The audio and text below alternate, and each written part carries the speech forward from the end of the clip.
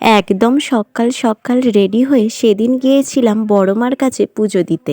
আমরা তো চুঁচুড়াতে নেমে ঘাট পার হয়ে নৈহাটি গিয়েছিলাম। আর আমরা বলতে গিয়েছিলাম আমি, সুপ্রভা আর দিদি, মানে সুপ্রভার দিদি। বড়মার কাছে এসে পুজো দেওয়ার ইচ্ছাটা কিন্তু আমার অনেক দিন ধরেই ছিল, আর ফাইনালি ইচ্ছেটা কিন্তু পূরণ হয়েও গেল। আমরা তো নৈহাটি গিয়ে ফার্স্টে পুজো দেওয়ার জন্য ডালা কিনে নিই, আর আমরা লাইনে দাঁড়িয়েও পড়ি। যেহেতু অনেকটা সকালবেলায় বেরিয়েছিলাম সেই জন্য আমাদের কিন্তু বেশি লাইনে দাঁড়াতেও হয়নি। তবে আমরা পুজো দিয়ে বেরিয়ে দেখি যে প্রচুর লাইন পড়ে গেছে, একবারে গঙ্গার ঘাট পর্যন্ত লাইন চলে গেছে। তারপর অনেক অপেক্ষার পরে আমরা মায়ের দর্শন পাই, আর মায়ের দর্শনটা পেয়ে তো মনটা আরো ভরে গেল। আর এটা কিন্তু অনেক আগেকারেরই ভিডিও, এটা ডিসেম্বরের ভিডিও আমি এখন পোস্ট করছি। যেহেতু সকালবেলায় কিছু না খেয়ে বেরিয়েছিলাম, তো সেই জন্য আমরা ওখানে টিফিন করে নিই। আর তারপরে কিন্তু আমরা বাজার কলকাতায় চলে গিয়েছিলাম। আর আমি তো এই কুর্তিটা কিনেছি ওখান থেকে, কেমন হয়েছে তোমরা কিন্তু কমেন্টে জানিও।